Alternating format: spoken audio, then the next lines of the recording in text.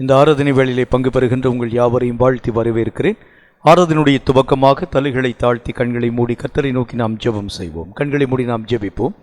எங்களை அதிகமாக நேசிக்கிற எங்கள் அன்பின் பரலோக பிதாவே, ஆசீர்வதிக்கப்பட்ட இந்த நல்ல நாளுக்காக நேரத்திற்காக உம்முடைய நாமத்தை ஸ்தோத்திரிக்கிறோம்.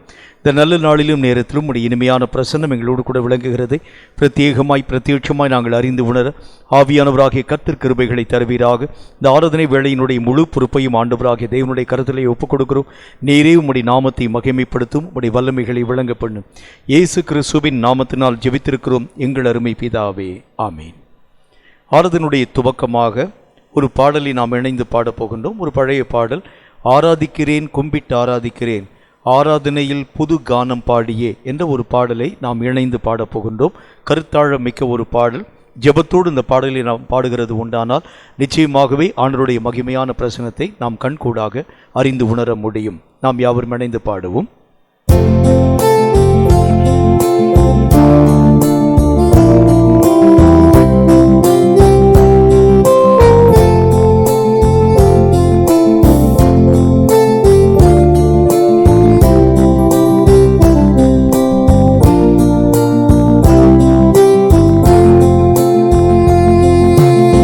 ஆராதிக்கிறேன் கும்பிட்டாராதிக்கிறேன் ஆராதனையில் புது கானம் பாடியே மாவுன்னதராம் இரட்சகர் நாமம் வாழ்த்தி பாடி மலரடியில் தாழ்ந்து வீழ்ந்து வணங்குவேன் ஆத்மநாதனே, உம்மில் சேர்வேனே. என் மனதில் நீ என்றும் தங்குமே ஆத்மநாதனே, உம்மில் சேர்வேனே. என் மனதில் நீ என்றும் தங்குமே. ஆராதிக்கிறேன் கும்பிட்டாராதிக்கிறேன்.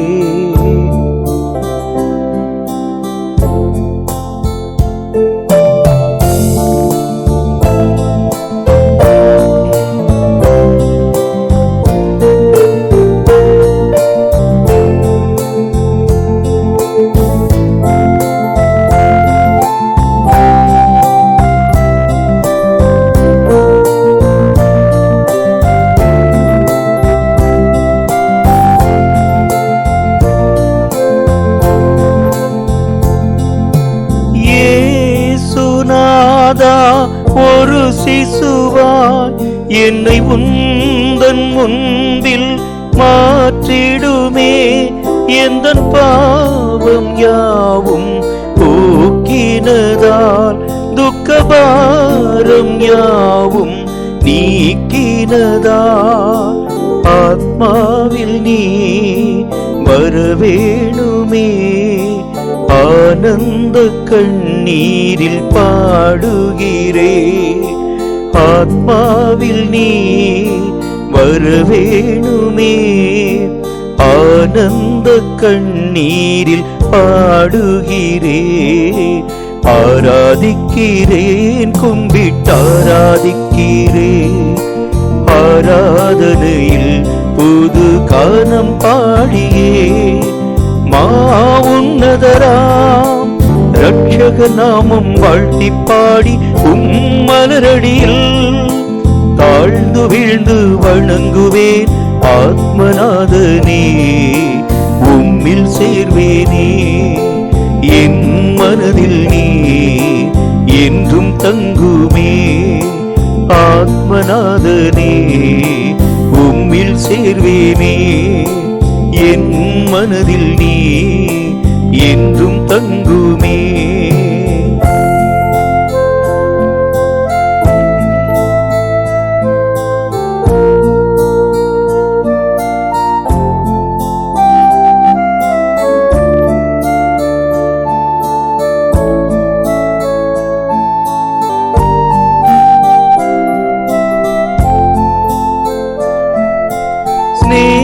ஸ்நேகநாதா ஜீவபலியாய் என்றும் உம்மில் நானும் ஜீவித்திட எனதுள்ளம் யாவும் சமர்ப்பிக்கிறேன். மகனாக என்னையும் மாற்றிடுமே. ஆதிநாதனே அதிசயமே, நீரெந்தன் மகிமை மேசியாவே. ஆதிநாதனே அதிசயமே, நீரெந்தன் மகிமை மேசியாவே. ஆராதிக்கிறேன், கும்பிட்டாராதிக்கிறேன், ஆராதனையில் புது கானம் பாடியே. மாவுன்னதராம் ரட்சக நாமம் வாழ்த்தி பாடி உம்மலரடியில் தாழ்ந்து வீழ்ந்து வணங்குவேன். ஆத்மநாதனே உம்மில் சேர்வேனே, என் மனதில் நீ என்றும் தங்குமே.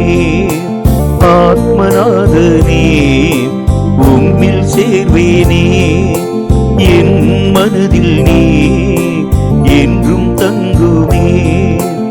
ஆத்மநாதனே உம்மில் சேர்வேனே, என் மனதில் நீ என்றும் தங்குமே. கர்த்தருடைய நாமம் மகிமைப்படுத்தப்படுவதாக. இன்னும் ஒரு பாடலை நாம் இணைந்து பாடப்போகின்றோம். தேவன் தங்கக்கூடிய உள்ளம் அது கர்த்தருடைய ஆலயம் என்று நாம் அறிந்திருக்கிறோம். இந்த வார்த்தைகளை மையமாக கொண்டு எழுதப்பட்ட ஒரு பாடலை, ஒரு பழைய காலத்து ஒரு பாடலை நாம் இணைந்து பாடப்போகின்றோம். தேவன் தங்கும் உள்ளம் அது தேவாலயம், அது தேவாலயம் என்ற ஒரு பாடல் இணைந்து பாடுவோமா?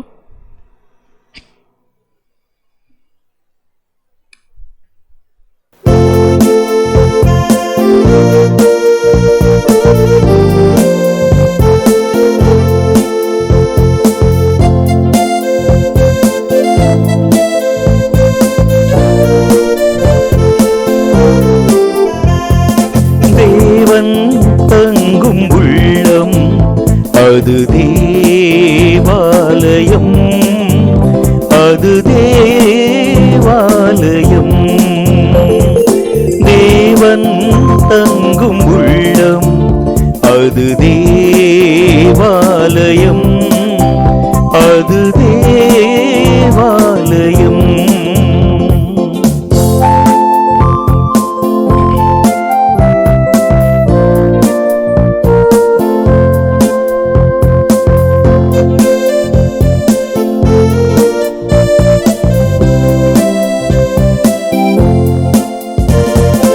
அசுத்தம் இல்லா உள்ளம் அது தேவாலயம், அதில் ஆணவம் இல்லா உள்ளம் அது தேவாலயம், அதில் ஆணவம் இல்லா உள்ளம் அது தேவாலயம். கரைகள் இல்லா உள்ளம் அது தேவாலயம், வீண் பெருமைகள் இல்லா உள்ளம் அது தேவாலயம், வீண் பெருமைகள் இல்லா உள்ளம் அது தேவாலயம். தேவன் தங்கும் உள்ளம் அது தேவாலயம், அது தேவாலயம்.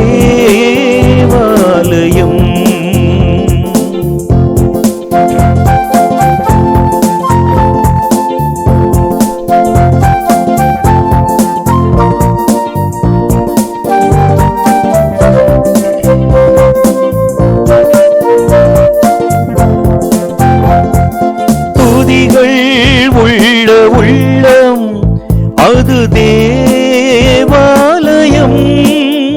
இயேசு தொங்கவன் மகிழும் உள்ளம் அது தேவாலயம், இயேசு தொங்கவன் மகிழும் உள்ளம் அது தேவாலயம். இன்முகம் காட்டும் உள்ளம் அது தேவாலயம், இயேசு என்றும் வாழும் உள்ளம் அது தேவாலயம்.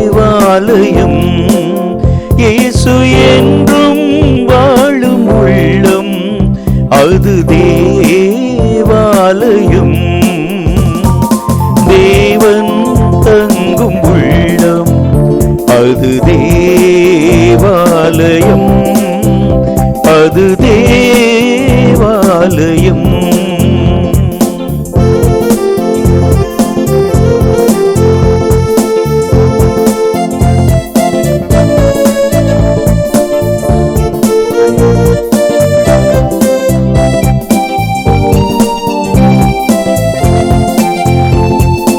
அன்பு நிறைந்த உள்ளம் அது தேவாலயம்,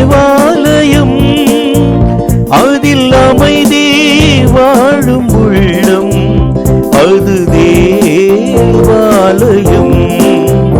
அதில் அமைதி வாழும் உள்ளம் அது தேவாலயம்.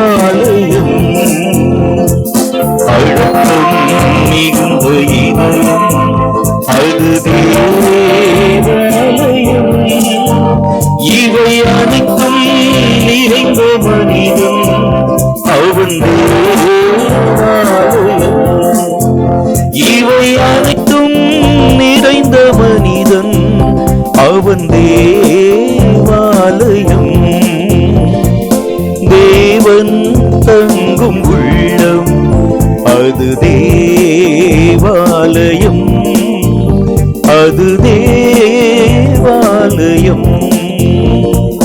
தேவன் தங்கும் உள்ளம் அது தேவாலயம்,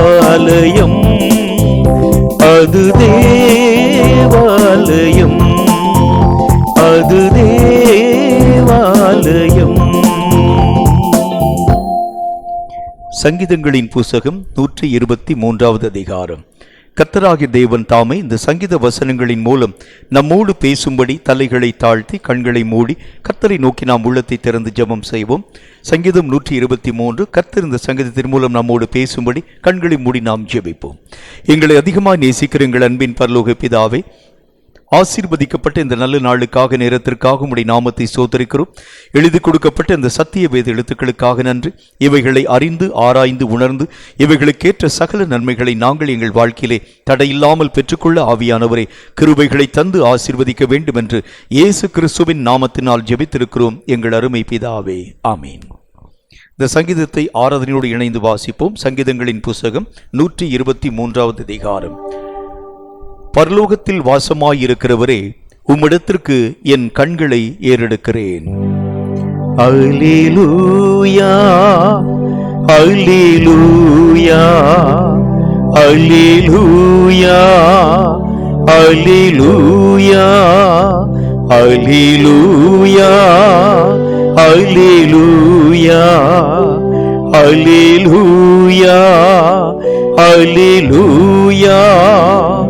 இதோ வேலைக்காரரின் கண்கள் தங்கள் எஜமான்களின் கைகளை நோக்கியிருக்குமா போலவும், வேலைக்காரியின் கண்கள் தன் எஜமாட்டியின் கையை நோக்கியிருக்குமா போலவும், எங்கள் தேவனாகிய கர்த்தர் எங்களுக்கு இரக்கம் செய்யும் வரைக்கும் எங்கள் கண்கள் அவரை நோக்கி இருக்கிறது. அல்லேலூயா, அல்லேலூயா, அல்லேலூயா,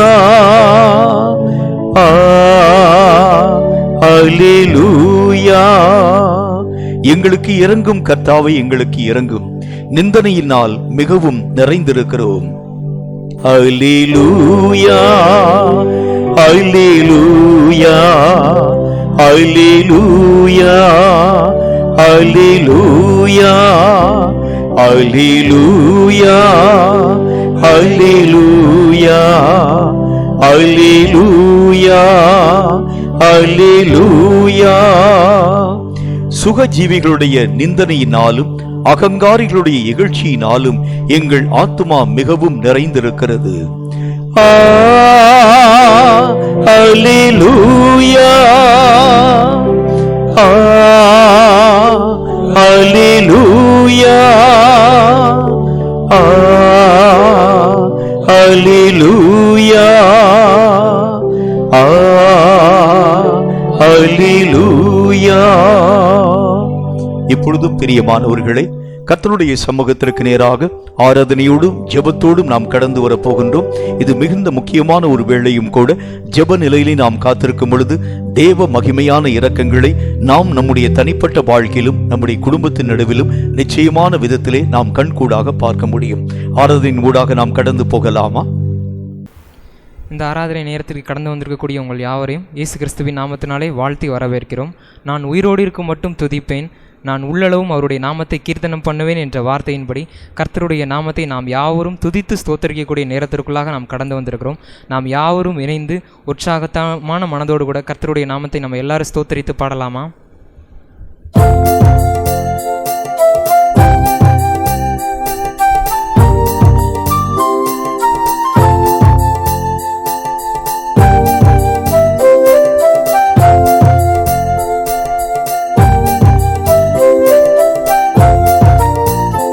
அன்பு நேசரேவும் திருமுகம் தேடி அர்ப்பணித்தேன் என்னையே.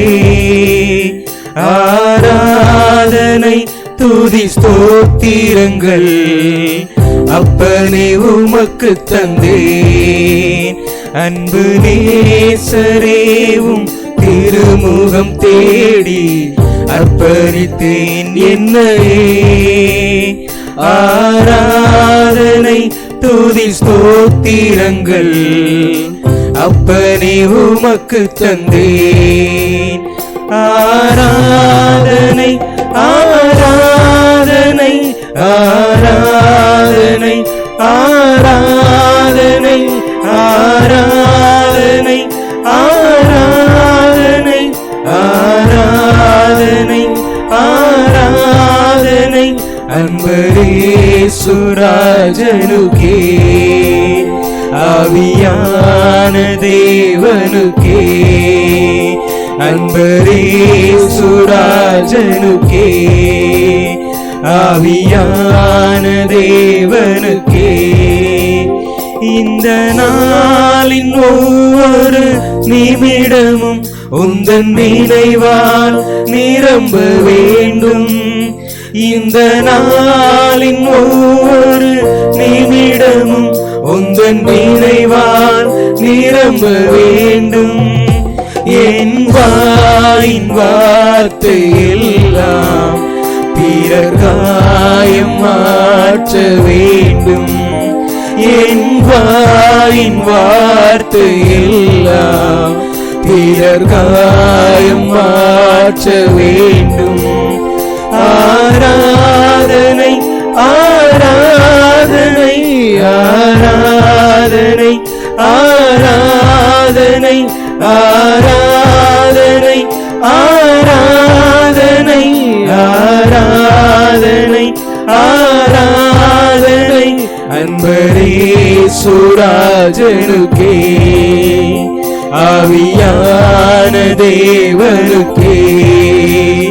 அன்பரேசுராஜனுக்கே ஆவியான தேவனுக்கே. பரிசுத்தர் பரிசுத்தரே பரலோக ராஜாவே. பரிசுத்தர் பரிசுத்தரே பரலோக ராஜாவே. எப்போதும் இருப்பவரே ஐயா, இனிமேலும் வருபவரே. எப்போதும் இருப்பவரே ஐயா, இனிமேலும் வருபவரே. உம்மை ஆராதிக்கின்றோம், ஆர்ப்பரிக்கின்றோம், அன்பு செய்கின்றோம். உம்மை ஆராதிக்கின்றோம், ஆர்ப்பரிக்கின்றோம், அன்பு செய்கின்றோம். பிதாவே ஆராதிக்கின்றோம், இயேசுவே ஆர்ப்பரிக்கின்றோம், ஆவியானவரே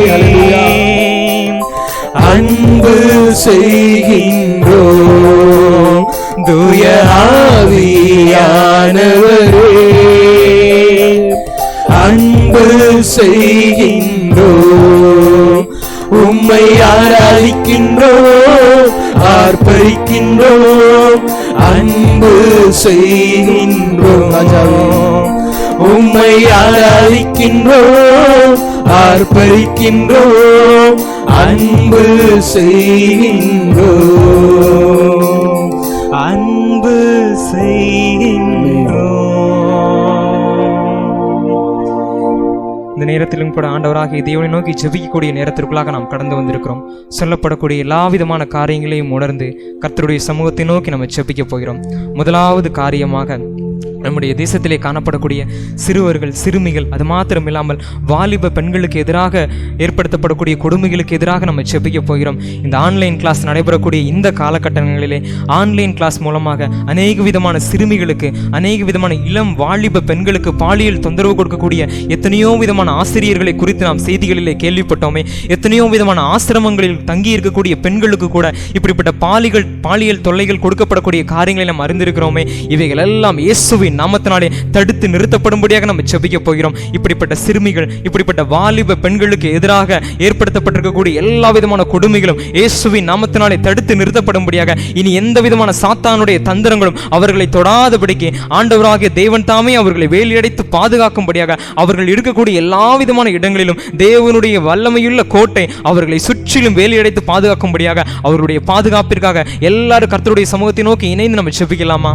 ஹல்லேலூயா. பரலோகத்தில் இருக்கிற எங்கள் பிதாவே, அப்பா, எங்கள் தேசத்தில் இருக்கிற அப்பா, ஹல்லேலூயா, பெண் பிள்ளைகளுக்காகவும் அப்பா, பெண்களுக்காகவும் இப்படி நாங்கள் ஜெபிக்கிறோம் அப்பா. ஆண்டவரே ஸ்தோத்திரம் அப்பா. ஆண்டவரே, அவர்களுக்கு உண்மை தெரியாது தகப்பனே. ஆண்டவர் எந்த கொடுமைகளுக்குள்ளாக ஆனாலும் அப்பா, ஆண்டவரே, மெய்யான தெய்வம் நீர் என்பது இயேசுப்பா அவர்கள் அறியாததினால் இருக்கிறார்களே இயேசுப்பா. ஆனால் தகப்பனே, இப்பொழுது அவர்களுடைய குரலாக இயேசுப்பா உம்முடைய பிள்ளைகளாகிய நாங்கள் அப்பா உம்மை நோக்கி நாங்கள் அபயமிட்டு ஜெபிக்கிறோம் அப்பா. ஸ்தோத்திரம் அப்பா. ஆண்டவரே ஸ்தோத்திரம் அப்பா. 4 சுவர்களுக்குள்ளாக அப்பா அடிமைத்தனத்திலே, ஆண்டவரே, அடிமை நுகத்திலே அகப்பட்டு ஆண்டவரே சொல்ல முடியாத வேதனைகளை அனுபவித்துக் கொண்டிருக்கிற அப்பா எங்கள் பெண் பிள்ளைகளே அப்பா கர்த்தர் பாதுகாக்க முடியாத நாங்கள் ஜெபிக்கிறோம் அப்பா. ஸ்தோத்திர ராஜா. வெளியே சொல்ல முடியாமல் அப்பா ஆண்டவரே ஆதரவற்ற பெண் பிள்ளைகள் அப்பா ஆண்டவரே ஆசிரமங்களிலும் ஆண்டவரே ஆசல்களிலும் இருந்து அப்பா ஆண்டவரே எவ்வளவு வேதனைப்படுகிறார்கள் தகப்பனே. எப்படியாவது காலத்தை கழிக்க வேண்டுமே, வேறு வழியிலே என்று இயேசப்பா ஆண்டவரே பிள்ளைகள் ஆண்டவரே படுகிற ஆண்டவரே வேதனை இயேசப்பா நீர் கண்ணோக்கி பாருங்கப்பா. ஆண்டவரே உயர்ந்த அதிகாரிகளால ஆண்டவரே அதிகாரத்தில் இருக்கிறவங்களால இயேசப்பா ஆண்டவரே அந்த பிள்ளைகள் நசுக்கப்படுகிறார்களே இயேசப்பா. ஆதரவற்ற பிள்ளைகள் எல்லாம் ஆண்டவரே இத்தகைய ஆண்டவர் வன்முறைக்கு அழக்கப்படுகிறார்களே இயேசப்பா. ஆண்டவரே அந்த பிள்ளைகளை கண்ணோக்கி பாருங்கப்பா. ஆண்டவரே சிறுமைப்பட்டவர் மேல சிந்தையுள்ளவர்கள் பாக்கியவான்கள் என்று நீங்க சொல்லியிருக்கீங்களே இயேசப்பா. ஆண்டவர் இப்பொழுது சிறுமையை அனுபவித்துக் கொண்டிருக்கிற அப்பா இப்படிப்பட்ட பெண் பிள்ளைகளை இயேசப்பா கர்த்தர் கண்ணோக்கும்படியாக நாங்கள் ஜெபிக்கிறோம் அப்பா. ஆண்டவரே உம்முடைய கரம் அப்பா ஆண்டவரே அவர்கள் மேல் நீட்டப்படும்படியாக நாங்கள் ஜெபிக்கிறோம் ஆண்டவரே. அடிமை நுகத்திலிருந்து இப்படிப்பட்ட வேதனையிலிருந்து இயேசப்பா அப்படிப்பட்ட ஆண்டவரே குமுறல்களை ஆண்டவர் குமுறிக் கொண்டிருக்கிற பிள்ளைகளை கர்த்தர் வெளியே கொண்டு வரும்படியாக நாங்கள் ஜெபிக்கிறோம் அப்பா. அவர்களும் அப்பா இந்த பூமியிலே சுதந்திரமாக இருக்க வேண்டும் அப்பா. அவர்கள் விருப்பப்பட்ட வாழ்க்கையை அவர்கள் வாழ வேண்டும் அப்பா. ஆண்டவரே ஸ்தோத்திரம் அப்பா. கர்த்தர் ஆண்டவரே அவர்களை விடுவிக்க முடியாது நாங்கள் ஜெபிக்கிறோம் அப்பா. இப்படிப்பட்ட செய்திகள் அப்பா ஆண்டவரே எங்கள் இனிமே நாங்கள் கேள்விப்படாதபடிக்கு கர்த்தர் எங்கள் பிள்ளைகளுக்கு இரக்கம் செய்ய முடியாது நாங்கள் ஜெபிக்கிறோம் அப்பா. ஆண்டவரே ஸ்தோத்திரம் அப்பா. நாங்கள் அப்பா ஸ்தோத்திரம் அப்பா விசுவாசத்தோடு ஜெபிக்கிறோம் அப்பா. அவருடைய சார்பாக நாங்கள் ஆண்டவரை ஜெபித்திருக்கிறோம் அப்பா. பரலோக தேவன் அப்பா ஆண்டவரே எங்கள் குரல்களை ஆண்டவரை கேட்டு இயேசப்பா ஆண்டவரே அதற்கு அதிகமான பலனை ஆண்டவரே எங்கள் தேசத்தில் வர்ஷிக்க பண்ணும்படியாக நாங்கள் ஜெபிக்கிறோம் அப்பா. அனைவரும் விடுவிக்கப்படட்டும். இத்தகைய அடிமை நுகத்திலிருந்து ஆண்டவரே இத்தகைய தொல்லையிலிருந்து இயேசப்பா எல்லா பிள்ளைகளும் விடுவிக்கப்படும்படியாக நாங்கள் ஜெபிக்கிறோம் அப்பா. உம்முடைய பிள்ளைகளாக உம்மை நோக்கி நாங்கள் விசுவாசத்தோடு ஜெபித்திருக்கிறோம் அப்பா.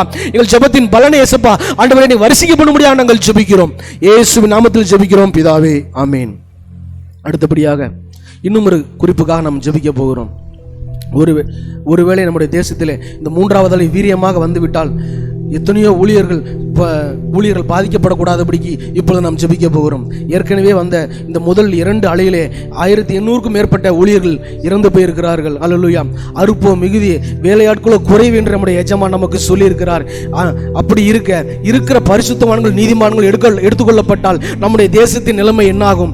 அவர் பரிசுத்தவான்களும் நீதிமான்களுடைய கண்ணீரும் தான் நம்முடைய தேசத்திற்கு அரணாக இருந்து நம்முடைய தேசத்தை பாதுகாத்து வருகிறது என்பதை நாம் அறிந்திருக்கிறோமே. வடநாட்டில் இருக்கிற ஒவ்வொரு மிஷனரிமார்களையும் நினைத்து பாருங்க. அவர் ஊழியர்களும் இறக்கக்கூடாது, அவருடைய குடும்பங்களையும் ஒருவருக்கும் அந்த கிருமி தொற்று வந்துவிடக்கூடாது. அவர் குடும்பங்களிலே ஒருவருக்கு அந்த தொற்று வந்துவிட்டாலும் ஊழியருடைய ஊழியர்கள் சோர்ந்து போய் விடுவார்களே. இதனால் நூற்றுக்கணக்கான விசுவாசிகள் மக்களும் பாதிக்கப்படுவார்களே. எல்லாரும் இப்பொழுது பரிசுத்தவான்களுக்காகவும் நீதிமான்களுக்காகவும் ஜெபிக்க போகிறோம். அது மாத்திரமல்லாமல் ஒருவேளை இந்த மூன்றாவது கொரோனா அலை பெருந்தொற்று நம்முடைய தேசத்தில் வந்துவிட்டால் அவருடைய தேவைகள் எல்லாம் சந்திக்கப்படணும். அவர் குடும்பத்தினுடைய எல்லா தேவைகளையும் கர்த்தர் பரத்திலே இருந்து சந்தித்து அவர்களை ஒரு குறைவும் இல்லாமல் ஹல்லேலூயா மன ரம்மியத்தோடு அவர்களை பாதுகாக்க முடியாத இந்த 2 குறிப்புகளுக்காக நாம் ஜெபிக்க போகிறோம். பரம தகப்பனே, உம்முடைய நாமத்தை நாங்கள் ஸ்தோத்திரித்து மகிமைப்படுத்துகிறோம். ஊழியக்காரர்களுடைய சுகத்தை விரும்பக்கூடிய நல்ல தேவன் நீரே அவர்களை பாதுகாத்து வழிநடத்தி அருளும்படியாக நாங்கள் ஜெபிக்கிறோம் தகப்பனே கர்த்தாவே. கடந்த நாட்களிலே கர்த்தாவே எத்தனையோ விதமான நல்ல நீதிமான்களுடைய பரிசுத்தவான்களுடைய மரணத்தை நாங்கள் கேள்விப்பட்டோமே தகப்பனே கர்த்தாவே. இனி வரக்கூடிய காலங்களிலே ஆண்டவரே கர்த்தாவே அவர்களுடைய ஜீவனுக்கு எந்த விதமான குறைவுகளும் எந்த விதமான பிரச்சனைகளும் இல்லாமல் தகப்பனே கர்த்தாவே நீரே அவர்களை பாதுகாத்து அருளும்படியாக நாங்கள் ஜெபிக்கிறோம் தகப்பனே கர்த்தாவே. அவர்களுக்கு நீடித்த நல்ல ஆயுசு நாட்களை கொடுத்து அருளும்படியாக நாங்கள் ஜெபிக்கிறோம் தகப்பனே கர்த்தாவே. அவர்கள் சுகமாய் இருந்தால் மாத்திரமே தகப்பனே கர்த்தாவே அவர்கள் அறிவிக்கக்கூடிய சத்திய வார்த்தைகளை பின்பற்றி நாங்கள் வெளிச்சத்திலே நடக்க முடியும் என்பதை நாங்கள் அறிந்திருக்கிறோமே தகப்பனே கர்த்தாவே. அவர்கள் கர்த்தாவே கர்த்தருடைய வார்த்தையை அறிவிக்கக்கூடிய நாட்களில் மாத்திரமே தகப்பனே கர்த்தாவே தேசம் சமாதானமாய் காணப்படும் என்பதை நாங்கள் அறிந்திருக்கிறோமே தகப்பனே கர்த்தாவே. ஆண்டவராகிய தேவன் அவர்களுக்கு நல்ல ஆயுசு நாட்களை கூட்டி கொடுத்தருளும்படியாக நாங்கள் ஜெபிக்கிறோம் தகப்பனே கர்த்தாவே. இனி எந்த விதமான ஊழியக்காரர்களுடைய கர்த்தாவே ஜீவனுக்கு விரோதமான காரியங்களும் வராதபடிக்கு கர்த்தாவே நீரே அவர்களை கர்த்தாவே ஆசீர்வதித்தருளும்படியாக நாங்கள் ஜெபிக்கிறோம் தகப்பனே கர்த்தாவே. கர்த்தருடைய வல்லமை, கர்த்தருடைய கிருபை, கர்த்தருடைய இரக்கம் அவர்களை பாதுகாத்து வழிநடத்தி அருளும்படியாக நாங்கள் ஜெபிக்கிறோம் தகப்பனே கர்த்தாவே. அது மாத்திரம் இல்லாமல் கர்த்தாவே ஊழியர்களுடைய கர்த்தாவே தேவைகளுக்காக நாங்கள் ஜெபிக்கிறோம் கர்த்தாவே. இனி அவர்களுடைய குடும்பங்களிலே எந்த பிரச்சனைகளும் காணப்படாதபடிக்கு எந்த விதமான ஆசீர்வாத குறைச்சல்களும் உண்டாக்கப்படாதபடிக்கு அவருடைய அத்தனை தேவைகளையும் சந்தித்து அருளும்படியாக நாங்கள் ஜெபிக்கிறோம் தகப்பனே கர்த்தாவே. எத்தனையோ விதமான மிஷனரிகள் வடநாட்டிலே காணப்படுகிறார்களே தகப்பனே கர்த்தாவே. ஏழை ஊழியர்கள் கிராமத்திலே காணப்படுகிறார்களே தகப்பனே கர்த்தாவே. அவருடைய எல்லா விதமான அனுதின தேவைகளையும் கர்த்தர் சந்தித்து கொடுத்தருளும்படியாக நாங்கள் ஜெபிக்கிறோம் தகப்பனே கர்த்தாவே. எங்கள் தேவன் அவர்களுடைய குறைவுகள் எல்லாவற்றையும் தங்களுடைய ஐஸ்வரியத்தின் மகிமையினாலே நிறைவாக்கி பலப்படுத்தி அருளும்படியாக நாங்கள் ஜெபிக்கிறோம் தகப்பனே கர்த்தாவே. அவர்களுக்கு எந்த விதமான ஒரு சோர்வும் எந்த விதமான ஒரு குறைவுகளும் காணப்படாதபடிக்கு கர்த்தாவே ஆண்டவராகிய தேவன் தாமே அவர்களை வழிநடத்தி அருளும்படியாக நாங்கள் ஜெபிக்கிறோம் தகப்பனே கர்த்தாவே. ஆண்டவருடைய கரம் அவர்களை பலப்படுத்தி வழிநடத்தி ஆசீர்வதித்து கர்த்தாவே வழிநடத்தி அருள வேண்டும் என்று இயேசு கிறிஸ்துவின் நாமத்தினால் நாங்கள் ஜெபிக்கிறோம் எங்கள் நல்ல பிதாவே. ஆமென். கர்த்தர் தாமே நம்முடைய ஜெபத்தை கேட்டு மகிமையான காரியங்களை செய்ய போகிறபடினால் கரங்களை தட்டி கர்த்தருடைய நாமத்தை நம்ம எல்லாரும் ஸ்தோத்திரித்து நன்றி ஆண்டவரே, நன்றி ஆண்டவரே. நன்றியோடு கூட உம்முடைய நாமத்தை நாங்கள் ஸ்தோத்திரித்து மகிமைப்படுத்துகிறோம் ஆண்டவரே. நன்றி தகப்பனே, நல்ல தகப்பனே. உம்முடைய நாமத்தை நாங்கள் ஸ்தோத்திரித்து மகிமைப்படுத்துகிறோம் கர்த்தாவே. நாங்கள் ஜெபிக்கிறதற்கு முன்பதாகவே எங்களுடைய தேவைகள் எல்லாவற்றையும் மறந்திருக்கக்கூடிய நல்ல கர்த்தர் நாங்கள் ஜெபித்த எல்லா விதமான ஜெபங்களுக்கும் நல்ல ஒரு பதிலை கொடுக்க போகிறபடினாலே உம்முடைய நாமத்தை நாங்கள் ஸ்தோத்திரித்து மகிமைப்படுத்துகிறோம். கர்த்தர் எங்களுடைய ஜெபத்தை கேளும், மகிமையான காரியங்களை செய்யும். இயேசு கிறிஸ்துவின் நாமத்தினால் நாங்கள் ஜெபிக்கிறோம் எங்கள் நல்ல பிதாவே. ஆமென். ஆமென். கர்த்தருடைய நாமம் மகிமைப்படுத்தப்படுவதாக. நல்ல ஒரு ஆராதனை வேளையின் ஊடாக நாம் கடந்து போனோம். நிச்சயமாகவே நம்முடைய ஆராதனை முறைமைகளையும் நம்முடைய ஜெப விண்ணப்ப நேரங்களையும் ஆண்டவராகிய தேவன் அங்கீகரித்திருப்பார் என்பதில் எந்த விதமான சந்தேகம் இல்லை. இப்பொழுதும் கூட கர்த்தருக்கென்று காணிக்கை செலுத்தக்கூடிய நேரத்திற்குள் நாம் வருகின்றோம். நம்முடைய காணிக்கைகளை கைகளிலே வைத்துக்கொண்டு கண்களை மூடி கர்த்தரை நோக்கி நாம் ஜெபிக்கப் போகிறோம். அதற்கு முன்பதாக ஒரு பவுலில் இந்த காணிக்கைகளை சேகரித்து வைத்துக்கொண்டு 2-3 மாதங்களுக்கு பிறகு ஏழை எளிய ஊழியர்களை பக்கத்தில் இருக்கக்கூடிய ஊழியர்களுக்கு இந்த காணிக்கையான இந்த தொகையை கொடுத்து நீங்கள் அவர்களுக்கு உதவிகளை செய்ய வேண்டும் என்று உங்களை அன்போடு கூட நான் கேட்டுக்கொள்கின்றேன். காணிக்கைகளுக்காக தலைகளை தாழ்த்தி கண்களை மூடி கர்த்தரை நோக்கி நாம் ஜெபம் செய்வோம். எங்களை அதிகமாக நேசிக்கிற எங்கள் அன்பின் பரலோக பிதாவே, ஆசீர்வதிக்கப்பட்ட இந்த நல்ல நாளுக்காக உம்முடைய நாமத்தை ஸ்தோத்திரிக்கிறோம். கர்த்தருக்கென்று நாங்கள் காணிக்கை கொடுக்கும்படி வந்திருக்கிறோம். எங்கள் காணிக்கையாகிய பலிகளை நீர் அங்கீகரித்து ஏற்றுக்கொண்டு அதற்கேற்ற கிருபைகளை நீர் எங்களுக்கு தந்து ஆசீர்வதிக்க வேண்டும் என்று இயேசு கிறிஸ்துவின் நாமத்தினால் வேண்டிக் கொள்கிறோம் எங்கள் பரிசுத்தம் உள்ள பிதாவே. ஆமீன். யாவரும் இணைந்து ஒரு பாடலை பாடப்போகின்றோம். உன்னை அதிசயம் காணச் செய்வேன், நீ அற்புதம் கண்டிடுவாய் என்ற பாடலினுடைய 2 சரணத்தை நாம் பாடும் பொழுது கர்த்தருக்கென்று நாம் காணிக்கை படைக்கலாம்.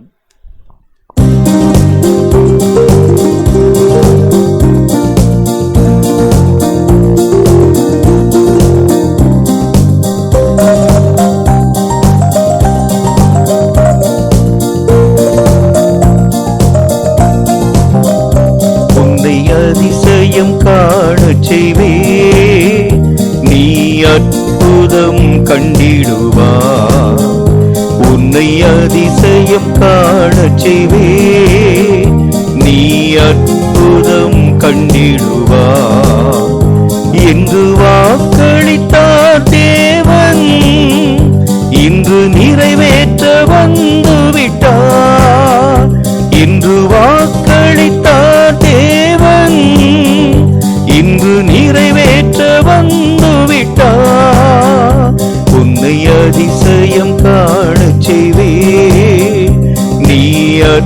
அற்புதம் கண்டிடுவார்.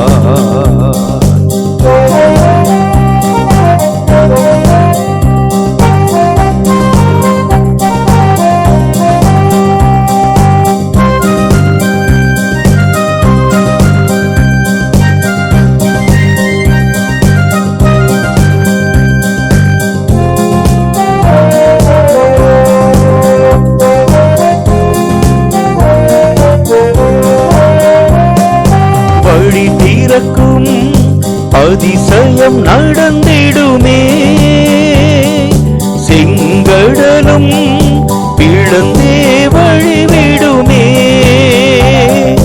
வழி திறக்கும் அதிசயம் நடந்திடுமே, செங்கடலும் பிளந்தே வழிவிடுமே. தடைகளெல்லாம் தகர்ந்தே போகுமே, இடைஞ்சலெல்லாம் இன்றே மறைந்திடுமே. தடைகளெல்லாம் தகர்ந்தே போகுமே, இடைஞ்சலெல்லாம் இன்றே மறைந்திடுமே. உன்னை அதிசயம் காணச் செய்வே, நீ அற்புதம் கண்டிடுவார். உன்னை அதிசயம் காணச் செய்வே, நீ அற்புதம் கண்டிடுவார்.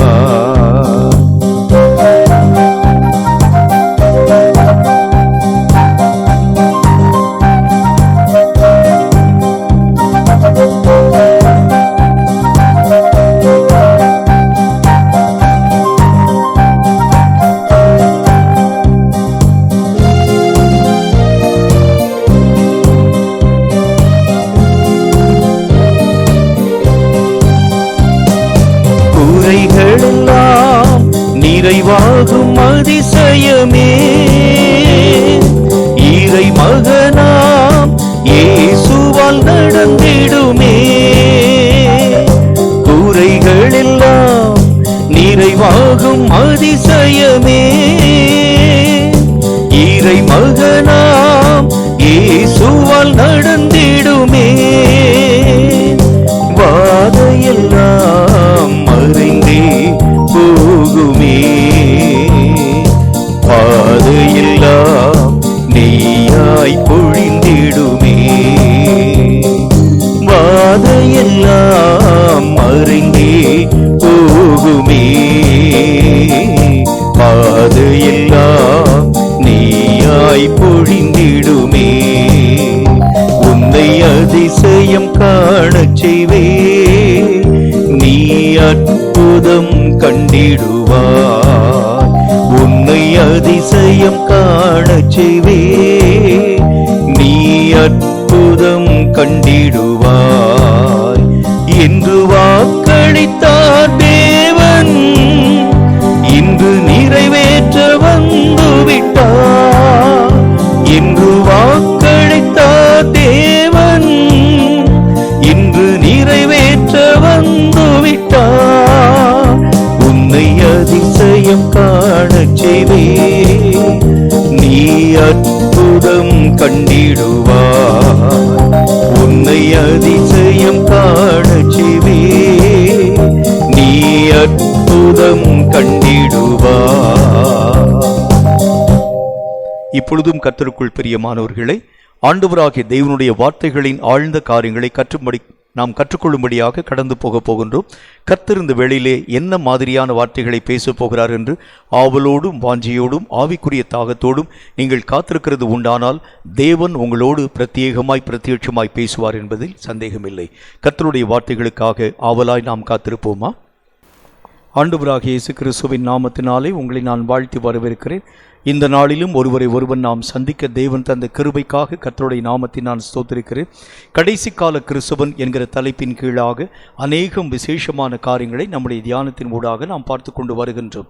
ஆரம்ப நாட்களில் காணப்பட்ட கிறிஸ்தவ நிலையை காட்டிலும் இந்த கடைசி காலத்திலே காணப்படக்கூடிய கிறிஸ்தவ நிலை வித்தியாசமானது, விசேஷமானதும் கூட. இந்த காலத்திற்கு ஏற்ற ஒரு மாற்றம், ஒரு தன்மை நம்முடைய வாழ்க்கையிலே வந்தால் ஒழிய கடைசி கால நிலைகளிலே எழும்பி நிற்கிறது என்கிறது உங்களாலும் என்னாலும் ஆகிறது இல்லை. இந்த கடைசி காலத்து கிறிஸ்தவனுக்கு என்கிற ஒரு பணியை ஆண்டவராகிய தேவன் வைத்திருக்கிறார். இந்த பணிக்கு உரிய எழுப்புதல் நம்முடைய வாழ்க்கையிலே வந்தால் ஒழிய இந்த பணியை திறம்பட செயல்படுத்த உங்களாலும் என்னாலும் ஆகிறது இல்லை. ஆகவேதான் ஆண்டவராகிய தேவனுடைய வேதம் நமக்கு சொல்கிறதைப் போல கடைசி கால எழுப்புதல் முதல் காரியம் ஒவ்வொரு கிறிஸ்தவனுடைய வாழ்க்கையின் அடிப்படையிலும் வர வேண்டும். இது எப்படிப்பட்ட தன்மைகளோடு கூட நம்முடைய வாழ்க்கையிலே வர வேண்டும் என்கிறதை பற்றி வேதம் சொல்லக்கூடிய வார்த்தையை வாசிக்க கேளுங்கள். எபேசியருக்கு எழுதப்பட்ட நிருபம் 5வது அதிகாரம் 14வது வசனம் இந்த வார்த்தையை சொல்கிறது. எபேசியர் 5:14 வாசிக்க கேளுங்கள். ஆதலால் தூங்குகிற நீ விழித்து, தூங்கக்கூடிய நீ விழித்து, மரித்தோரை விட்டு எழுந்திரு, மரித்தோரை விட்டு நீ எழுந்திரு. அப்பொழுது கிறிஸ்து உன்னை பிரகாசிப்பிப்பார் என்று சொல்லி இருக்கிறார். பிரகாசிப்பிப்பார் என்று சொல்லி இருக்கிறாரே. கர்த்தருடைய வேதம் சொல்கிறது, தூங்கக்கூடிய நாம் நித்திரையை விட்டு எழுந்திருக்க வேண்டிய காலம். இந்த காலத்தில் நாம் எழுந்து ஆண்டவராகிய தேவனுடைய கிரியைகளை நாம் செயல்படுத்த வேண்டும். இத்தனை காலங்கள் உறக்க நிலையில் அடங்கி கிடந்த கிறிஸ்தவம் இனி உயிர் பெற்று எழுந்து அந்தந்த ஓட்டத்தின் ஊடாக கடந்து போக வேண்டும் என்கின்ற முறையை மெய்யாகவே கர்த்தர் மையப்படுத்தி இந்த வார்த்தைகளை பேச துவங்க ஆரம்பித்திருக்கிறார்.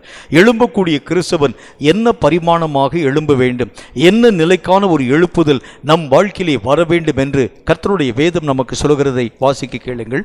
ஏசாயா தீர்க்கதரிசியின் புத்தகம் 40வது அதிகாரம் 31வது வசனம் இந்த வார்த்தையை நமக்கு சொல்கிறது. ஏசாயா 40:31 வாசிக்க கேளுங்கள். கர்த்தருக்கு காத்திருக்கக்கூடியவர்களோ புதிய பலம் அடைந்து கழுகுகளைப் போல செட்டைகளை அடித்து அவர்கள் எழும்புவார்கள்.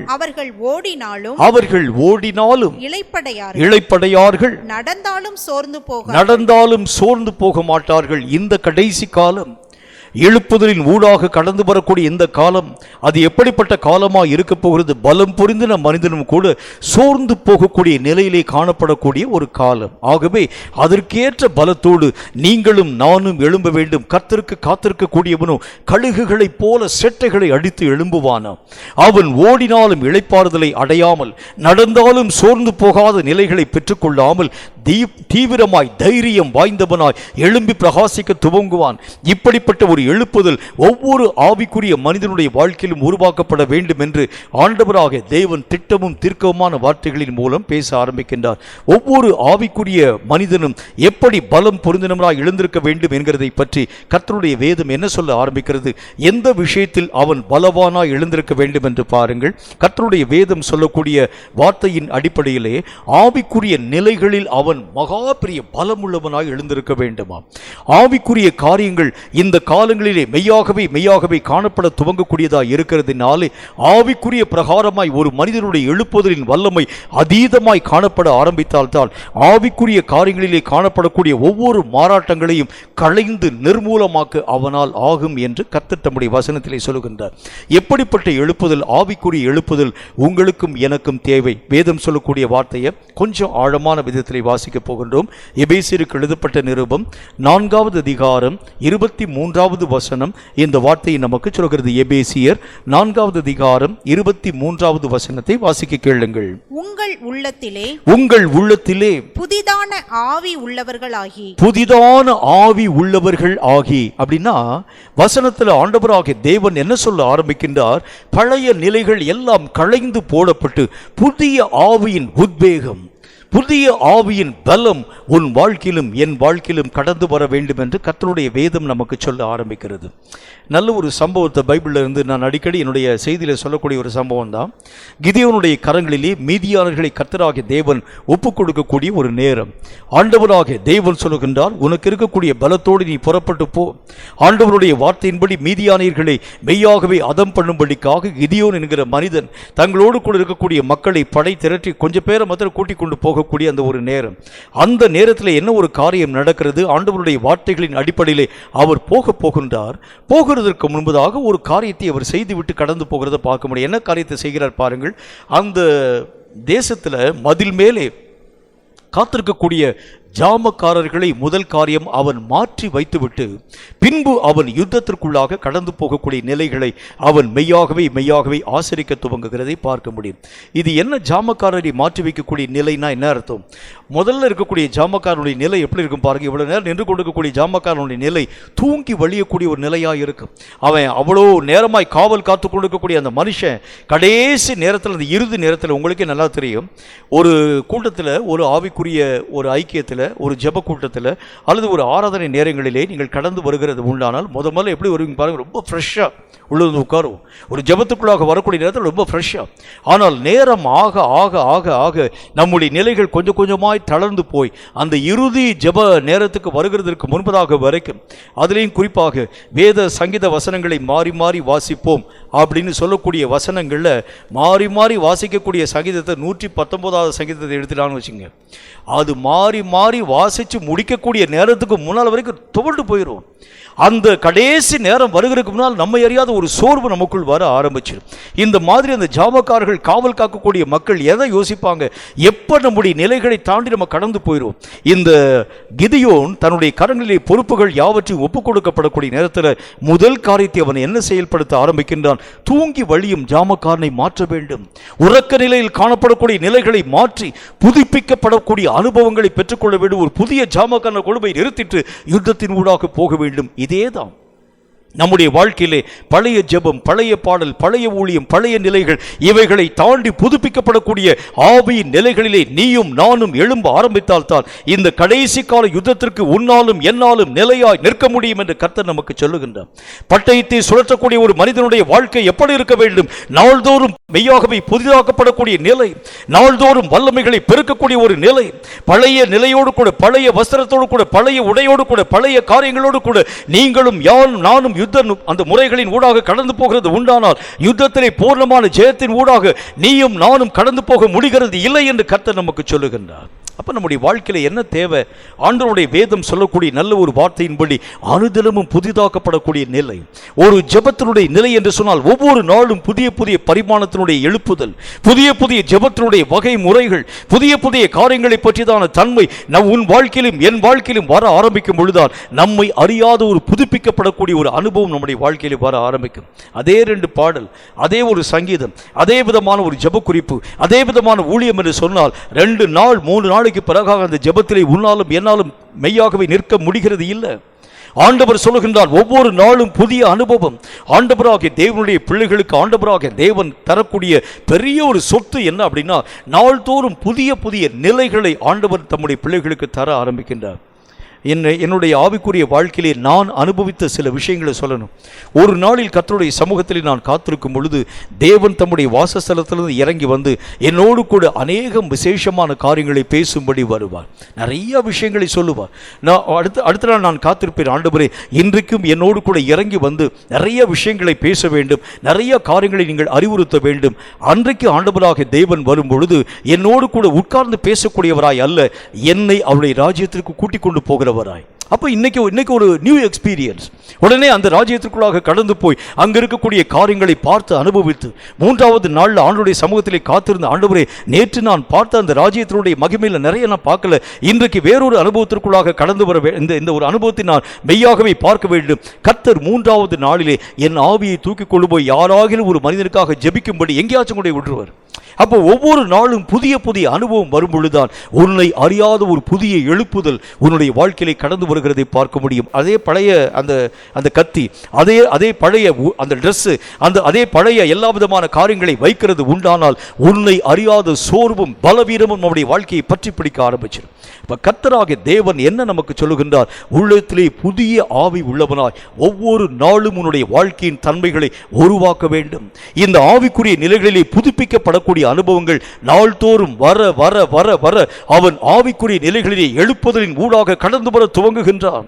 அவனுடைய தன்மைகள் காலங்கள் தோறும் புதுப்பிக்கப்பட ஆரம்பிக்கிறதுனாலே பழைய ஓட்டத்தின்படி அல்ல, புதிய ஒரு அனுபவத்தோடு கூட புதிய நிலையோடு கூட அவனுடைய இயக்கங்கள் எல்லாம் வல்லமை பொருந்தினதாக காணப்படுகிறதை உங்களாலும் என்னாலும் ஆழமான விதத்திலே மெய்யாகவே கண்டுகொள்ள முடியும் என்று கர்த்தருடைய வேதம் சொல்கிறது. இரண்டாவது ஒரு காரியத்தை பாருங்க. ஒவ்வொரு நாளும் புதிய ஒரு அனுபவம் மட்டுமல்ல, இன்னும் ஒரு வாழ்க்கையை ஆண்டவராகிய தேவன் நமக்கு சொல்கிறார். ரொம்ப முக்கியமான ஒரு விஷயம். சங்கீதங்களின் புஸ்தகம் 51வது அதிகாரம் 10வது வசனம் இந்த வார்த்தையை நமக்கு சொல்கிறது. சங்கீதம் 51:10 கொஞ்சம் ஆழமா வாசிக்க கேளுங்க. தேவனே சுத்த இருதயத்தை, சுத்தமான இருதயத்தை என்னிலே சிருஷ்டியும், என்னிலே நீ சிருஷ்டியும், நிலைவரமான ஆவியை என் உள்ளத்திலே புதுப்பியும். மெய்யாகவே புதுப்பிக்க வேண்டும். இது என்ன நிலைவரமான ஆவினா என்ன அர்த்தம்? நம்முடைய வாழ்க்கையிலே ஆண்டவராகிய தேவனை பார்த்து பக்தன் எழுதுகின்றான், நிலைவரமான ஆவியை என் வாழ்க்கையிலே நீர் புதிதாக்க வேண்டும். இது என்ன நிலைவரமான நிலைன்னா என்ன அர்த்தம்? இதற்கு நல்ல ஒரு விளக்கத்தை சொல்ல வேண்டும் என்றால், தவறாத ஒரு நிலை என்கின்ற ஒரு பதத்தில் இந்த வார்த்தை எழுதப்பட்டிருக்கிறது. ஒரு மனுஷன் தன்னுடைய வாழ்க்கையிலே தவறாத நிலையிலே நாள்தோறும் புதிதாக்கப்பட வேண்டியது அவசியம். ஏன்னா வரக்கூடிய அந்த சோதனைகள் ஒரே பரிமாணமாய் நம்முடைய வாழ்க்கையில் வர்றது இல்லை. ஒரு நாளில் கண்களின் வழியாய் வரக்கூடிய பிரச்சனை இன்னொரு நாளில் செவிகளின் வழியாய் வர ஆரம்பிக்கிறது. ஒரு நாளில் செவிகளின் அந்த வழியாய் வரக்கூடிய பிரச்சனை மூன்றாவது நாளில் இருதயத்தின் நினைவுகளின் மூலமாய் வர ஆரம்பிக்கிறது. பல திறப்பட்ட காரியங்களிலே இப்படிப்பட்ட நிலைகள் நம்முடைய வாழ்க்கையிலே வர ஆரம்பிக்கிறதுனாலே அந்த பக்தன் எழுதுகின்றான், நான் தவறாத நிலையை உம்முடைய சமூகத்திலே காத்துக்கொள்ளக்கூடிய அளவிற்கு நிலைவரமான நிலைகளை நீர் என் வாழ்க்கையிலே புதிதாக்க வேண்டியது அவசியம். வரக்கூடிய வழிமுறைகள் எனக்கு தெரியாது, சாத்தானுடைய ஆயுதங்கள் எந்த பரிமாணத்தில் என்னை தாக்கப் போகிறது எனக்கு தெரியாது. என்றாலும் எந்த விதத்திலும் என்னுடைய ஆவிக்குரிய நிலைகளிலே நின்று விழுந்து போகாத ஒரு தன்மையோடு கூட தவறாத ஒரு நிலைகளிலே நான் வாழ்க்கை வாழக்கூடிய அளவிற்கு என் நிலைகளை நீர் புதிதாக்க வேண்டும் என்று பக்தன் எழுதுகிறதை பார்க்க முடியும். அப்ப ஒரு மனுஷனுடைய வாழ்க்கையில எது மிகவும் அத்தியாவசியமான தேவை? எத்தனை காரியம் வந்தாலும் வாழ்க்கையிலே தடுமாற்றம் இல்லாத ஒரு நிலை, தடுமாறாத ஒரு சூழ்நிலை, எந்த விதமான விஷயத்திலும் இடரல்கள் அடையாது இருக்கக்கூடிய தன்மையோடு கூட உன்னையும் என்னையும் காத்துக்கொள்ளக்கூடிய ஒரு நிலை. இது எப்போ நம்முடைய வாழ்க்கையிலே வர ஆரம்பிக்கும் அப்படின்னா, ஒரே ஒரு நிலைதான் உண்டு. ஆண்டவராகிய தேவன் என்ன விஷயத்தை சொன்னாலும் என்ன காரியத்தை பற்றி பேசினாலும் அது என்னுடைய வாழ்க்கைக்கு நன்மைக்காகவே சொல்லப்படுகிறது என்கிற நினைவு எப்போ என் வாழ்க்கையில் வருதோ, நான் கர்த்தராகிய தேவனுக்கு முன்பதாக ஒரு நாளும் தடுமாற்றம் அடைந்து போகிறதே இல்லை. ஏனென்றால் கர்த்தர் என்ன காரியத்தை கொடுக்க ஆரம்பித்தாலும், ஒருவேளை கர்த்தர் எனக்கு ஒரு பெரிய ஒரு சிலுவையை தூக்கி கொடுக்குறான்னு வச்சுக்கோங்க, கர்த்தர் ஒரு பெரிய ஒரு பாடுகளை தூக்கி கொடுக்குறான்னு வச்சுக்கோங்க, கர்த்தர் ஒரு பெரிய ஒரு வேதனையான ஒரு அனுபவத்தை தூக்கி கொடுக்குறான்னு வச்சுக்கோங்க, ஒருவேளை என்னுடைய சொந்த பந்தங்களை இழக்கக்கூடிய அநேக விதமான இழப்புகளை கர்த்தர் தூக்கி கொடுக்க ஆரம்பித்தாலும், கர்த்தர் கொடுக்கக்கூடிய எல்லா விஷயமும் நன்மைக்கு ஏதுவானவை என்கிறதை நான் நினைவிலே கொள்ளக்கூடிய தன்மைதான் தவறாத நிலைகளை உருவாக்க ஆரம்பித்து விடுகிறது. நல்ல ஒரு விளக்கத்தை உங்களுக்கு நான் சொல்றேன் பாருங்க. ஒரு ஆறு ஒன்று ஓடிக்கொண்டிருக்கக்கூடிய ஒரு நேரம், அது அடிக்கடியாக திடீரென்று சொல்லி, அது ஒரு மலை ஆறு அல்லது அதாவது காட்டாறுன்னு சொல்லுவாங்க. இந்த காட்டாறில் எந்த நேரத்தில் வெள்ளம் வரும் என்று தெரியாது. திடீரென்று சொல்லி மலையிலே பயங்கரமான மழை பெய்ய ஆரம்பிக்கிறது உண்டானால் சடுதியாக இந்த காட்டாறுகளிலே வெள்ளம் மெய்யாகவே தீவிரமாய் வருகிறத பார்க்க முடியும். அந்த ஆற்றை கடந்து போகக்கூடிய மக்கள் ரொம்ப ஜாக்கிரதையாக சீக்கிரமாக ஓடிடுவாங்க. ஏன்னா பாதி வழியிலே கடந்து போகக்கூடிய நேரத்தில் எந்த நேரத்தில் வெள்ளம் வரும் என்று அறியாது இருக்கிறதுனால திடீரென்று வரக்கூடிய வெள்ளத்திலே அடிக்கப்பட்டு ஒன்றுமில்லாமல் அவர்கள் அது நிர்மூலமாக்கப்பட்டு போயிடுவாங்க. அதனால் அந்த காட்டாறுகளை கடக்கக்கூடிய ஜனங்கள் ரொம்ப சீக்கிரமாய் கடக்கிறதை பார்க்க முடியும். ஒரு நல்ல ஒரு மனுஷன், காட்டு பகுதியிலே வசிக்கக்கூடிய மனுஷன், தன்னுடைய மாடு ஒன்றையும் அந்த மாடு ஈன்றிருக்கக்கூடிய கன்றுக்குட்டி ஒன்றையும் இந்த கரையிலிருந்து அந்த கரைக்கு அழைத்து கொண்டு போக வேண்டிய ஒரு நேரம். அது ஒரு காட்டாறு இருக்க, அதாவது காட்டாருக்கு மத்தியில் அந்த மனுஷன் கடந்து கிராஸ் பண்ணி போகணும். இந்த மாதிரி நேரத்தில் அந்த பசு மாட்டை அவன் மெய்யாகவே துரத்த ஆரம்பித்தார். அதில் லேசாக தண்ணீர் ஓடி வந்து கொண்டிருக்கிறது. இப்போ தண்ணீருடைய வேகம் கொஞ்சம் லேசாக இன்னும் கொஞ்சம் ஸ்பீடாக வருது. அப்பொழுது அந்த மனிதன் கண்டு கொண்டான், அங்கே பெரிய மழை பெய்ய ஆரம்பித்து விட்டது போய் இருக்கிறது. இந்த கரையிலிருந்து அந்த கரையை நம்ம மெய்யாகவே நம்ம தாண்டி போனால் தான் வீட்டுக்கு போக முடியும். ஆனால் இந்த மாடு தண்ணீருக்குள் இறங்க மறுக்கிறது. அடின்னு சொல்லி அடிக்கிறான். அந்த மாட்டை துரத்த ஆரம்பித்தார். அந்த மாடு தண்ணீருக்குள் தன்னுடைய காலை பதிக்கவே இல்லை. யோசிச்சு பார்க்கக்கூடிய நேரத்தில் எத்தனையோ அடிக்க ஆரம்பிக்கிறான். கம்பை வச்சு அடிக்கிறான், கையை வச்சு அடிக்கிறான், பிடிச்சி இழுக்கிறான். அப்புறம் அதனுடைய மூக்கடங்கை பிடிச்சி இழுக்கிறான். எந்த ஒரு காரியத்திற்கும் அசைவே கூடாது இருக்கக்கூடிய மாடு.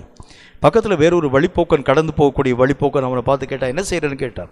செய்யக்கூடிய நேரத்தில் அந்த மனுஷன் சொன்ன, அந்த மாட்டை அக்கறைப்படுத்த வேண்டும், அந்த கரையில் தான் எங்களுடைய வீடு இருக்கிறது, இந்த காட்டாற்றில் வந்து வெள்ளம் அந்த வரக்கூடிய அந்த அறிகுறியை நான் பார்க்குறேன், அதனால அந்த மாட்டை நான் துரத்தின அந்த மாடு போகவே மாட்டேங்குது.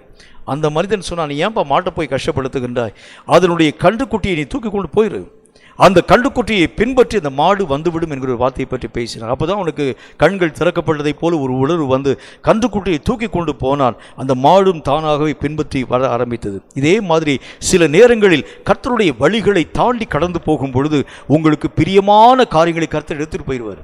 அது எதுக்கு? கர்த்தராகி தேவனை விலகுறதுக்காக அல்ல, அவரை நீங்கள் உறுதியாய் பின்பற்ற வேண்டும் என்பதற்காக. இந்த இடத்துல வசனம் என்ன சொல்லுது பாருங்க, எந்த காரியமாக காணப்பட ஆரம்பித்தாலும், என்னுடைய வாழ்க்கையிலே எதை நான் நஷ்டமாக இழக்க கொடுக்க ஆரம்பித்தாலும், உம்மை விட்டு இம்மி அளவும் நான் விலக மாட்டேன் என்கிற தவறாமல் நடக்கக்கூடிய ஒரு நிலை நம்முடைய வாழ்க்கையிலே வர வேண்டும். நிலைவரமான தன்மை என்பதற்கு என்ன ஒரு வார்த்தை நமக்கு சொல்லப்படுகிறது? தவறாத ஒரு நிலை. எந்த விதமான விஷயத்திலும் ஆண்டவராக தேவனை விட்டு விலகவே மாட்டேன் என்கிற ஒரு நிலைப்பாடோடு கூட காணப்படக்கூடிய தன்மையிலே ஒரு எழுப்புதல் நம்முடைய வாழ்க்கையிலே வர வேண்டும் என்று கர்த்தர் நமக்கு சொல்லுகின்றார். நாள்தோறும் புதிதாக்கப்படக்கூடிய ஒரு நிலை. இன்னைக்கு என்ன பிரச்சனை வரப்போகுது, இன்னைக்கு என்ன கஷ்டம் வரப்போகுது? அப்போ ஒரு நாள் காலை வெளியில் எழுந்திருக்கக்கூடிய ஒரு மனிதன் எதற்காக அவன் ஜெபிக்க வேண்டும், என்ன காரியத்திற்காக ஜெபிக்க வேண்டும்? இன்னைக்கு என்னுடைய வாழ்க்கையில் என்ன பிரச்சனை வந்தாலும் அந்த பிரச்சனை நிமித்தம் நான் உம்மை விட்டு விலகாதிருக்கக்கூடிய மனசு எனக்கு தாங்க ஆண்டவரே, இப்படிதான் ஜெபிச்ச அந்த நாளை அவன் துவங்க வேண்டும் என்று கர்த்தர் நமக்கு சொல்லுகின்றார். இந்த நிலை நம்முடைய வாழ்க்கையிலே வர வேண்டும் என்றால் ஆவியிலே ஒரு எழுப்புதல் நம்முடைய வாழ்க்கையிலே வர வேண்டும். புதிதாக்கப்படக்கூடிய நிலை நம்முடைய வாழ்க்கையிலே வர வேண்டியது அவசியம்.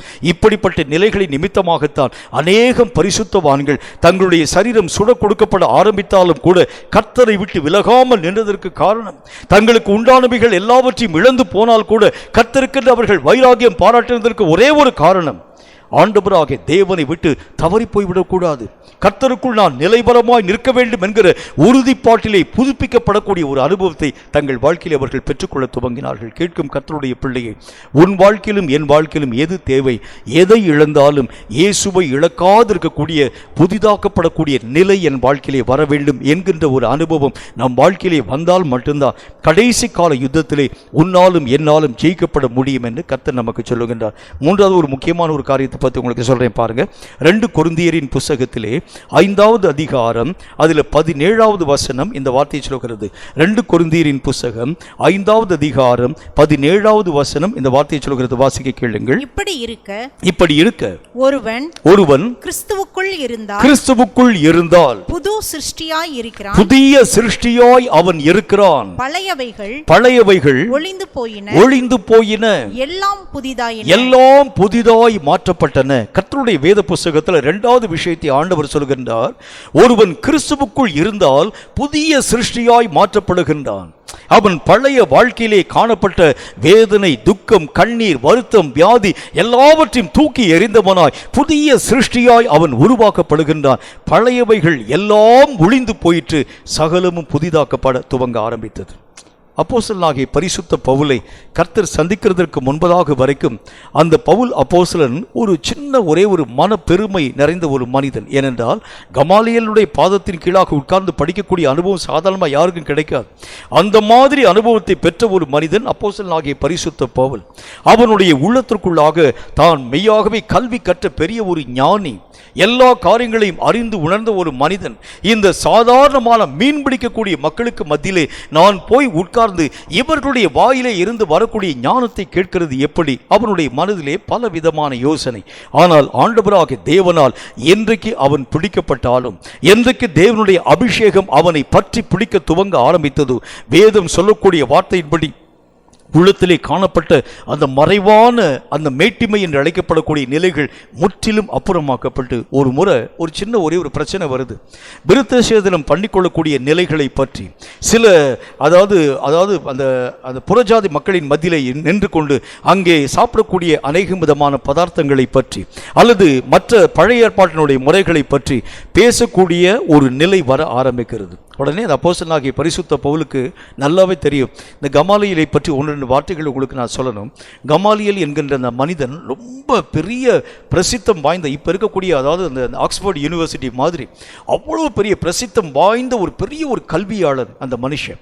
அவன்கிட்ட போய் நம்ம பாடம் படிக்கிறது உண்டானால் சாதாரணமாக யாரையும் வந்து அவன் வந்து எடுக்க மாட்டான்.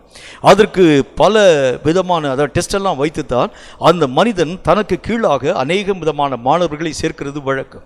அதில் இந்த பவுல் அப்போஸ்தலனை அந்த மனிதன் தேர்வு செய்ய ஆரம்பித்தான். அதில் அந்த பவுலை பற்றிதான வரலாற்று நூலிலே சில காரியத்தை நான் வாசிச்சிருக்கிறேன். அதில் அவங்க வந்து என்ன செய்வாங்க, ஒரு காரியத்தை பற்றி அவர்கள் மெய்யாகவே அதனுடைய சட்டத்திட்டங்கள் யாவற்றையும் ஆராய வேண்டும் என்று சொன்னால் ஒரு பிரச்சனையை அவர்கள் முன்பதாக எடுத்து வச்சுக்கிடுவாங்களா. அந்த பிரச்சனைக்கு அந்த கல்வியில் இருக்க அந்த பள்ளியில் படிக்கக்கூடிய மாணவர்கள் அந்த ஆசிரியனாகிய கமாலியல் எல்லாரும் உட்கார்ந்து பேச ஆரம்பிப்பாங்க. பேச ஆரம்பித்த தர்க்க ரீதியிலே அவர்கள் பேசி கடைசியில் முடிவெடுக்கிறாங்க பார்த்தீங்களா, அந்த முடிவைத்தான் அந்த நாட்டினுடைய சட்டமாக கொண்டு ஏற்றுவாங்களாம். அவ்வளோ ரொம்ப நுணுக்கமான ஆராய்ச்சி பண்ணக்கூடிய ஒரு மனுஷன். இப்போ இந்த விருத்த சேதனம் பண்ணக்கூடிய ஒரு நிலை, இதுக்குரிய தீர்வை பவுலே சொல்லிடுவார். இதுக்குரிய காரியம் ஏன்னா அவர் படிச்சிருக்கக்கூடிய படிப்பு அவ்வளோ பெரிய படிப்பு, அவ்வளோ காரியங்களை அறிந்திருக்கக்கூடிய ஒரு மனிதன். ஆனால் இவர் இந்த பிரச்சனையை கொண்டு போய் நேராக எங்கே கொண்டு கொடுக்குறாரு பாருங்க, அப்போஸ்தலர்களுக்கு முன்பதாக கொண்டு போய் மெய்யாகவே சொல்ல ஆரம்பிக்கிறாங்க. நீங்கள் தீர்வுகளை சொல்லுங்க, நீங்கள் இதற்குரிய வழிமுறைகளை சொல்லுங்க. அதிகம் படித்தவனாய் காணப்பட்ட பவுல் எல்லா காரியங்களுக்கும் முன் நடத்தக்கூடிய வழிமுறைகள் யாவற்றையும் கற்றுக்கொண்டவனாகிய பவுல் அநேகம் விதமான கல்வி முறைகளை, கல்விக்குரிய காரியங்கள் யாவற்றையும் நுணுக்கமாய் கற்றுக்கொண்டிருக்கக்கூடிய பவுல் தனக்கு தெரியும் என்கிற ஒரு வார்த்தையை பற்றி பேசாம. ஆனால் இன்னைக்கு நம்முடைய நிலைகளை பாருங்க, ஏதோ 1-2 விஷயத்தை வச்சுட்டு எத்தனை காரியங்களை நாம் பேச ஆரம்பிக்கிறோம். கொரோனா என்கின்ற அந்த ஒரே ஒரு வார்த்தையை வைத்துக்கொண்டு நம்ம வாயில வந்ததெல்லாம் பாருங்க. இந்த கொரோனா எப்படிப்பட்ட தெரியுமா, அந்த கொரோனா நோயை துரத்த வேண்டும் என்று சொன்னால் கருப்பு ட்ரெஸ் போட்டால் பக்கத்திலே வராதாங்க. நமக்கு தெரிந்த கதையெல்லாம் கட்டிவிட ஆரம்பிப்போம். ஒண்ணுமே தெரியாது, கொரோனா இல்லை என்னன்னே நமக்கு தெரியாது. அந்த கொரோனா என்கின்ற அந்த நோய்க்கு அந்த பேர் வந்ததுக்குரிய காரணம் கூட தெரியாது. நிறைய அதாவது அந்த அநேக விதமான அந்த நீல நிலமான அந்த காரியம் இருக்கு பாருங்களா, அது இருக்கிறதுக்கு பேர் தான் கொரோனா. அந்த ஒரு காரியமே நமக்கு தெரியாது. ஆனால் வாய்க்கு வந்தபடிலாம் வேப்பங்குலை கட்டினா வந்து அந்த கொரோனா வராது. அப்புறம் வீட்டை சுற்றி வந்து மஞ்சத்தினை தெளிச்சா வந்து இப்படிப்பட்ட வியாதிகள் அணுகுகிறதில்லை. இப்படி நம்முடைய மனம் போன போக்கக்கூடிய அந்த காரியத்தின்படி பேசக்கூடிய நாம் எங்கே? எல்லாம் தெரிந்தும் பிரச்சனைகளை கொண்டு போய் அப்போஸ்தலர்களின் பாதத்திலே வைத்த பவுல் எங்கே? அதற்கு காரணம் என்ன தெரியுமா? வேதம் சொல்லக்கூடிய வார்த்தையின்படியே பழைய எல்லா மேட்டிமையான நினைவுகளை பவுல் ஒழித்து போட்டார். எனக்கு எல்லாமே தெரியும் என்கிற நிலை அல்ல. எல்லா விஷயங்களையும் அப்போஸ்தலர்கள் என்று அழைக்கப்பட்டிருக்கக்கூடிய மனுஷனைத்தான் ஆண்டவராக தேவன் முன்னிறுத்தி வைத்தார். எனக்கு தெரியும் என்பதற்காக அவங்களை நான் டாமினேட் பண்ணக்கூடாது. அவங்களுடைய பொறுப்புக்குள்ளாக கொண்டு போய் இந்த பிரச்சனைகளை நான் கொடுக்க வேண்டும். எப்படி யோசித்திருக்காரு பாருங்க. வேதம் சொல்லக்கூடிய வார்த்தையின்படி பழைய நிலைகள் இருக்கக்கூடிய வரைக்கும், ஜென்ம சுபாவங்கள் இருக்கக்கூடிய வரைக்கும் அது உன்னை ஆண்டவராக தேவனுக்குள் எழும்ப விடாது. அந்த காரியங்கள் உன்னுடைய ஆவிக்குரிய நிலைகளை தட்டி வீழ்த்த துவங்க ஆரம்பித்து விடும். கர்த்தர் சொல்லுகின்றார், பழையவைகள் எல்லாம் ஒளிந்து போக ஆரம்பித்தால் தான் புதிய காரியங்கள் உன் வாழ்க்கையிலே நிலைவரமாய் நிலைக்க ஆரம்பிக்கும் என்று கர்த்தர் சொல்லுகின்றார். இன்னும் ஒரே ஒரு விஷயத்தை உங்களுக்கு நான் சொல்லணும். வேதம் சொல்லக்கூடிய வார்த்தைகளை வாசிக்க கேளுங்கள்.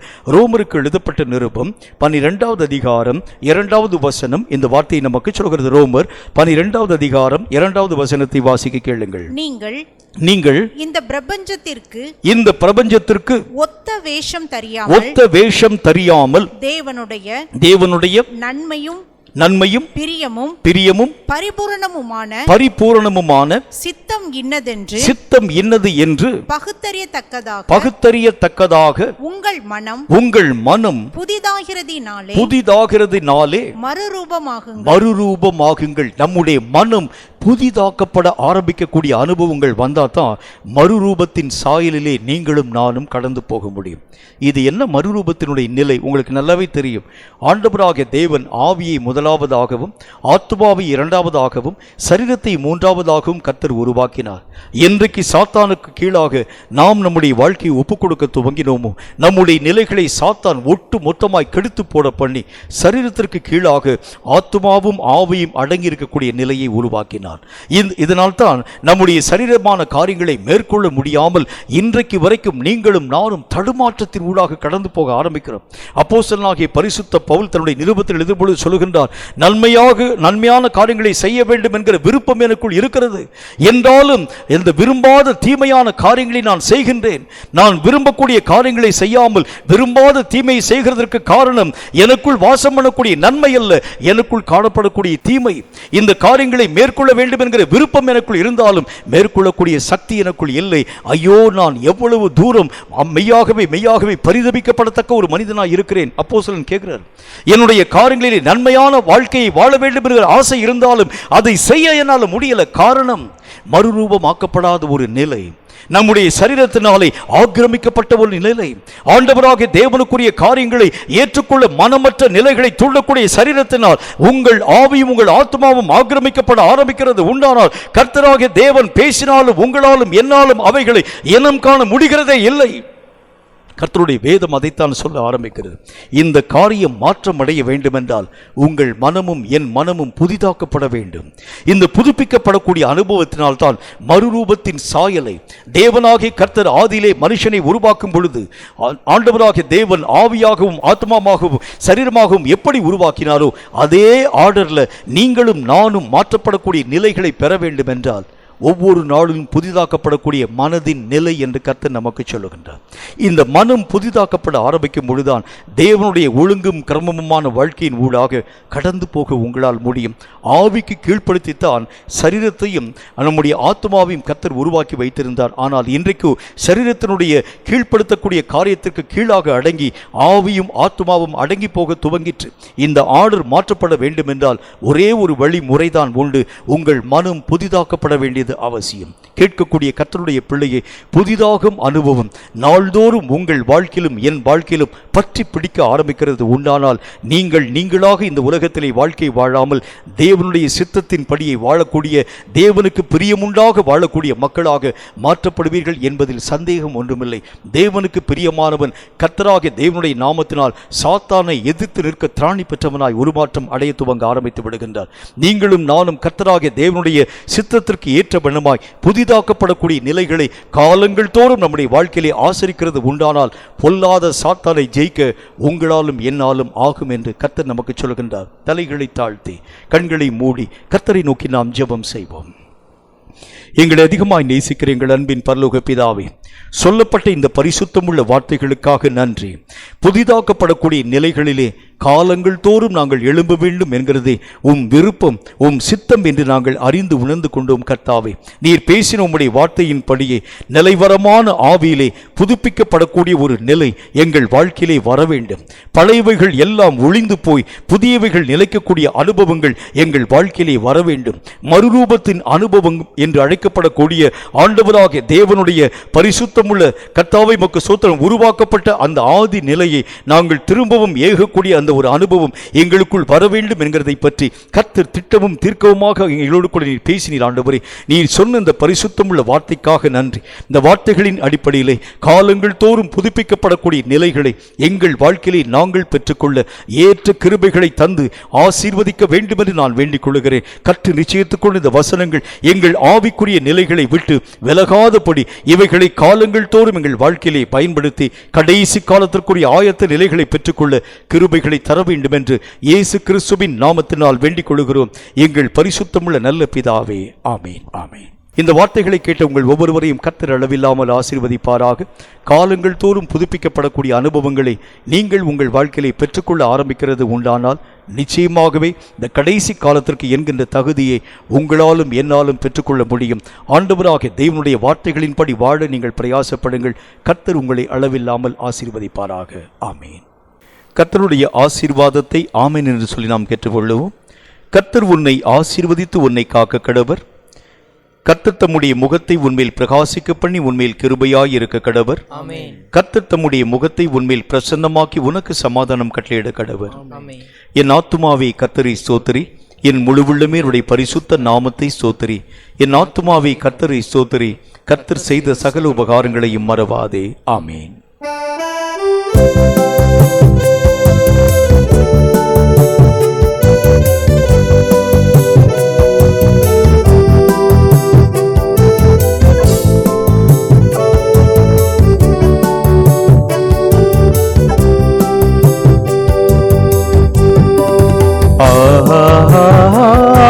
Alleluia,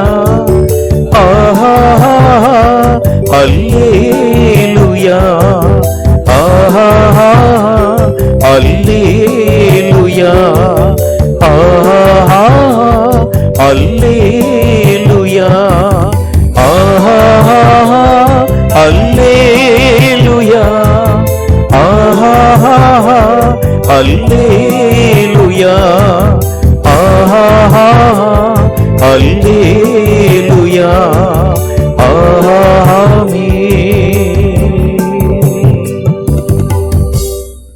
கர்த்தர் தாமே உங்கள் ஒவ்வொருவரையும் அளவில்லாமல் ஆசீர்வதித்து பாதுகாப்பாராக. ஆமென்.